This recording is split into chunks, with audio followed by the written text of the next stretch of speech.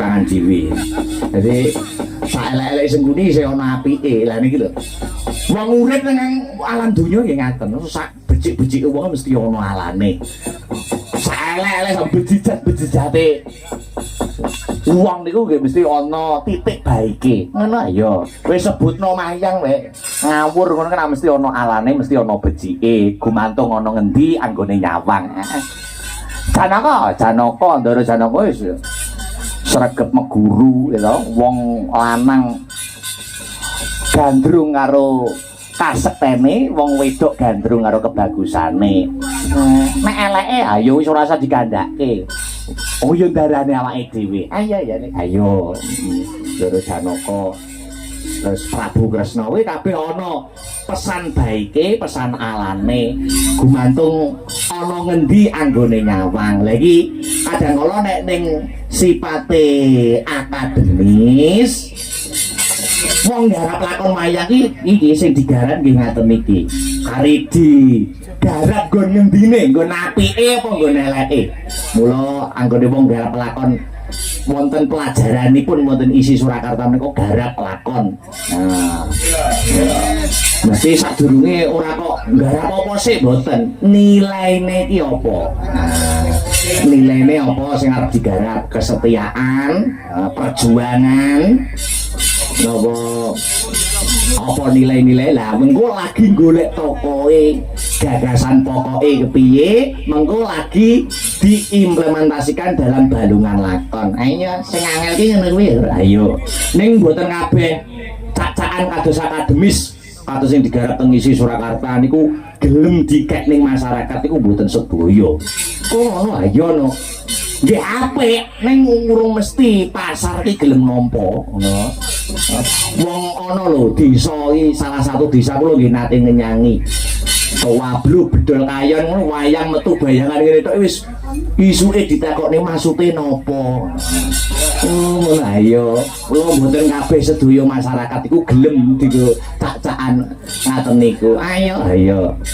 Ya gumantung awake dhewe ngendi. Ha niku sing angel niku seniman niku mengerti selera pasar unik daerah A iki demenane ngene iki.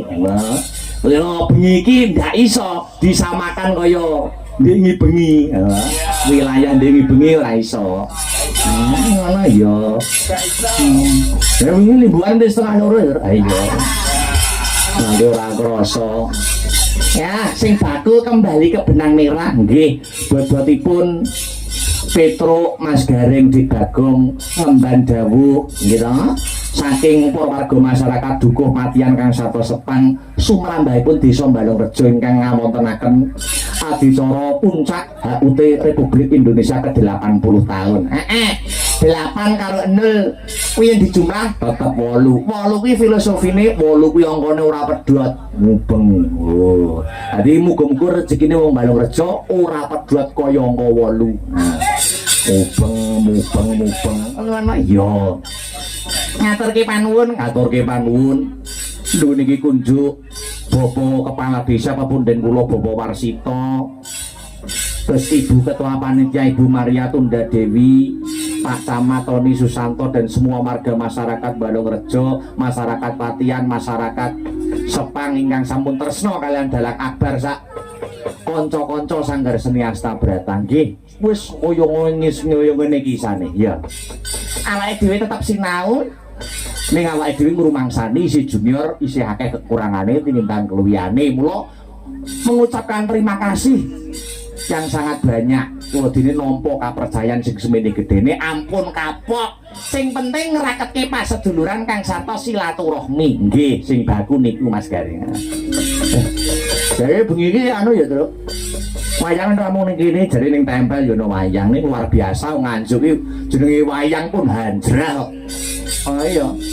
Arep wayang pirang-pirang titik mesti di setiap titiknya ramai pengunjung. Manjuk iki siapapun dalangnya yang penting wayangannya. Ya kayak dulur-dulur WMC. Yo. Nembang. Sadurunge ngunggahke Mas Garing wayang wong sak kembang dhisik ya. Sri ngadeg Sri. Heeh. Yo.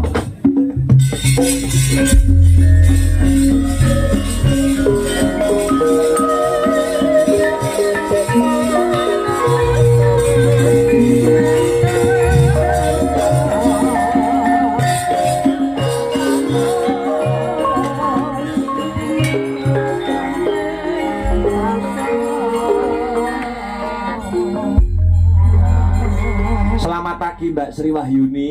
Nggih, selamat pagi Sugeng Enjing. Sampean pagi ini tetap tak gandengan dengan Mas Nanang. Ayo Mas Nanang maju Mas Nanang.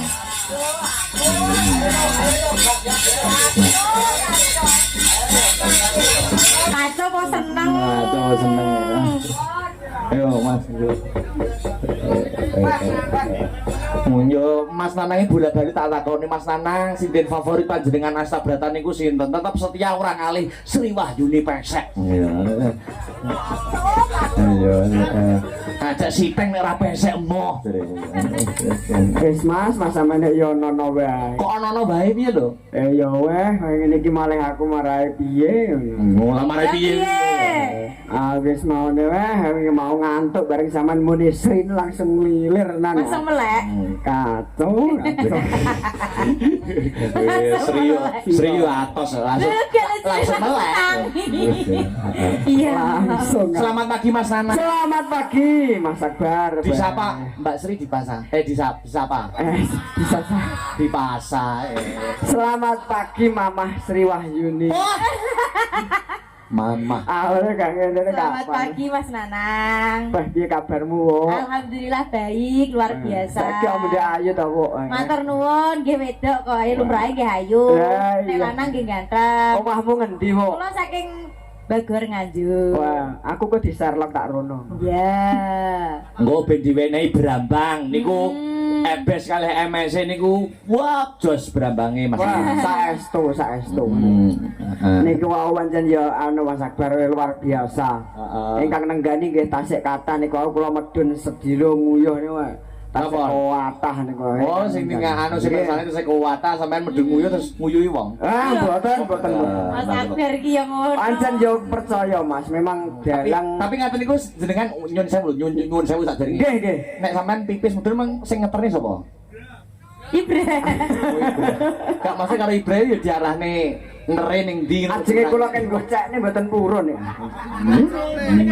Wah. Ayo ngono, Bra, gak oleh. Pancen anu lho Mas Akbar, dalang iki memang nek ketrima ora kaya dalang. Lho, maksudnya piye, Mas? Ya, niki ketrima nggih ngaten iki. Ibarate dalang niku nek lekas ketrima utawi kepayon niku biayane PNS guru sak tetembenge niku kalah. Oh lho. Yo Niku wong iku saestu. ngaten Mas, sawang sinawang.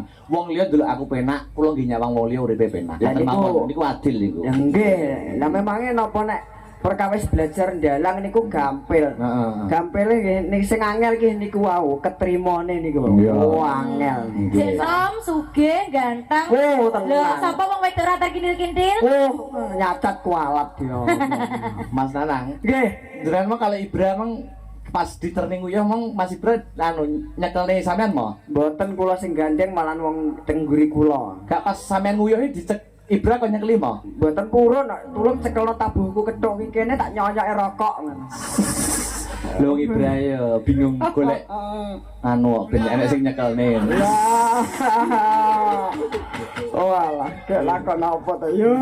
Sesideman. Nggih, Pamundutan cek tak bacane lagi. Nika pamundutan Podang Kuning sampun dilayani Kali gubuk asmara. Gubuk asmara. Saking Pak Suyatno. Pak Suyatno nggih. Sesideman diaturke. Nggih. Alon-alon dibawani. Ya. Nggih. Durung ngungkane Mas Gareng wayang wong. Wah, Mas Gareng wayang. Ya. Wiwitane anderek sang pakek priya bagus kang olah budaya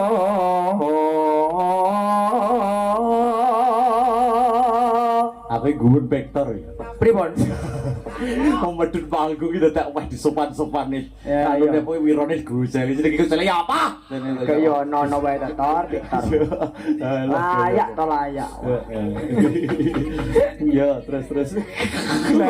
Pada tak bungkuk berarti kok. Iya. Kayak apa to Kesopanan. ya?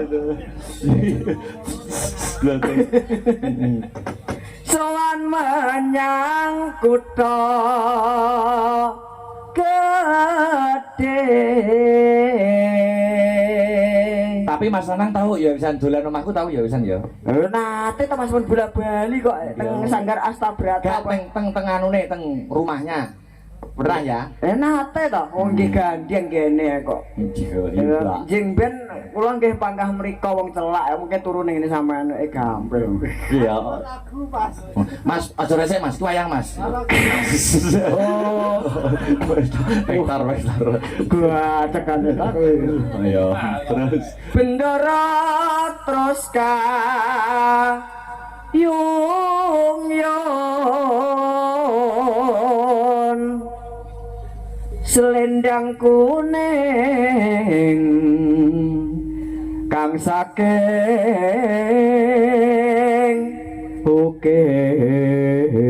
ukir. Mbak Sri, Nggih Mas Akbar. mau kono sing ngene menehi kebab-kebab. Nggih enten wau saking sinten? Bu, sapa iki mau. Nggih Nah, enten pop mie nggih maringi. Oh, bu aku dikek kebab tok lagi, sik utuh. gua Nggih, laku. pokoknya si Dene diparingi kebab, diparingi pop mie kalih Ya. fans sih.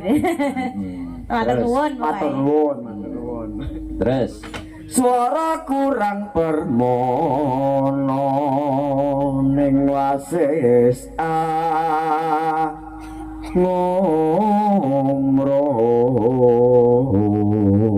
ngomrong. Terus. Angungrong marang bendoro Tiasu lestyo pijer ngincangake alis Tibake? Ya. terus tresno sesideman.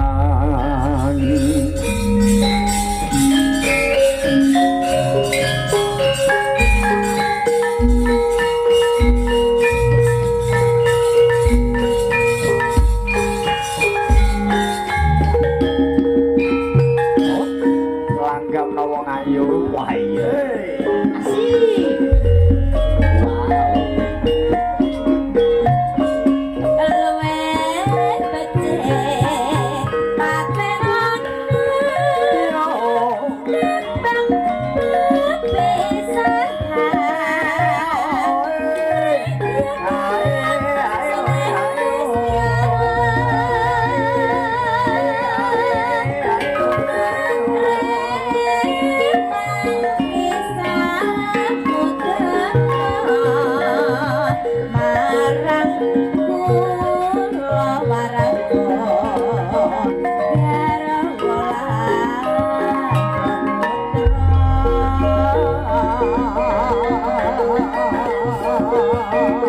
Lewat kincange alismu kuwasa kang glandang rasane atiku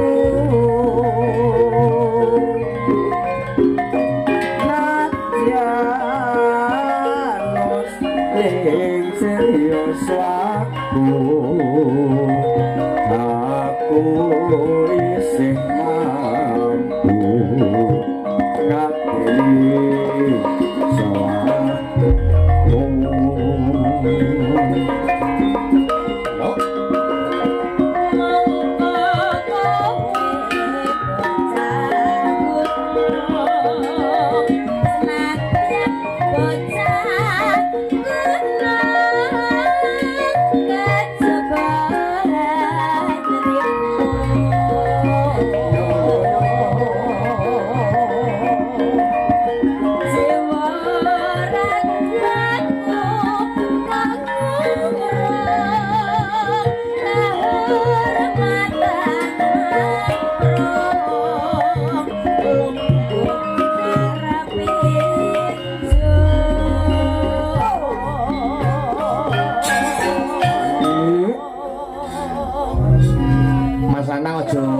ya nek serawung kali kanca-kanca. Malah remen nek kowe. Kanca-kanca stabratai saden car-car ning sejatine batine tresno. Kula lek ngeten iki malah rowo men saestu. Tenan. Niku saestu napa malih wah nek enten Mbak Sri Pesek niku kula malah semangat. Iya. Pokoke nek Sri Pesek niku melok mbok teng pundi mawon kula panggah ngentil. Oh ngaten nggih. Oh. Iya. Niku pokoke nek enten pokoke paribasane wis teng gunung mawon kula anu pokoke wis. Kula unggah nek enten Sri Pesek wis mboten pergi. Munggah Sri. Munggah aku kok iso. Loh. Harus bisa. Harus bisa. Harus bisa. Mana ngenyek model ya. Terus. Ayo. Urip ana kutha gedhe kowe tak tokoke masa isine kowe apa wae nadyan sesidem mesti tak wujudke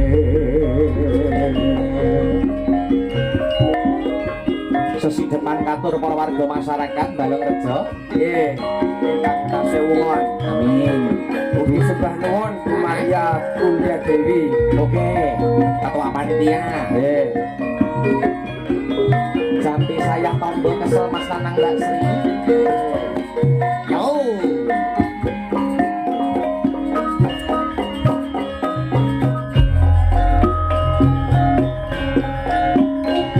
masuk yo Luwe becik paten ana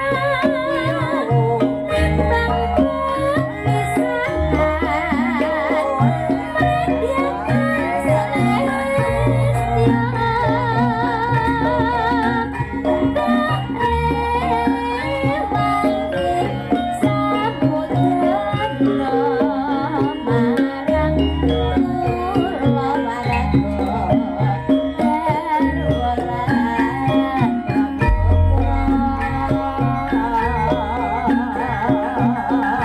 liwat kencanging kalesmu kuasa nglandang rasane atiku nadyan sing serius aku isih mampu ngladeni salahmu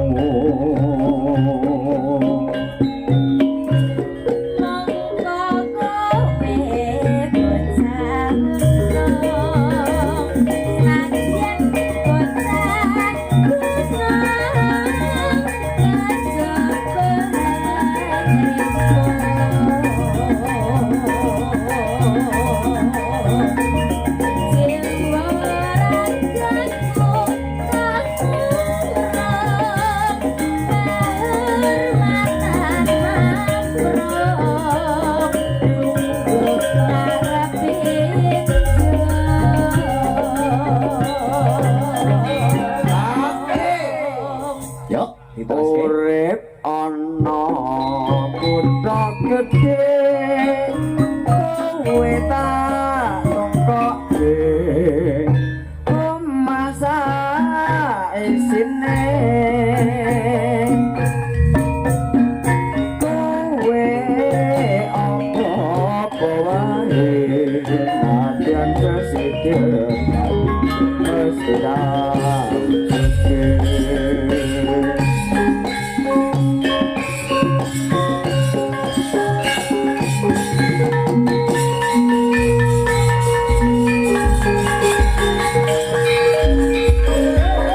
Pak Sri panjenengan niki caosaken Mas Nanang nyun sewu. Nun para ingkang minulya Iya. sesideman sampun katur. Amit Mas Nanang. Ayo Oke. niki nggih. Oke, suwun Mamah Sri Pesek. Aduh mama. Lah apa bunda? Belum waktunya. Iya apa? Belum waktunya. Gas, belum waktunya sore. Ayo terus sama kanca-kanca. Nggih, suwun Mas. Ya. Iya. 2 kilo. Ya. Nah.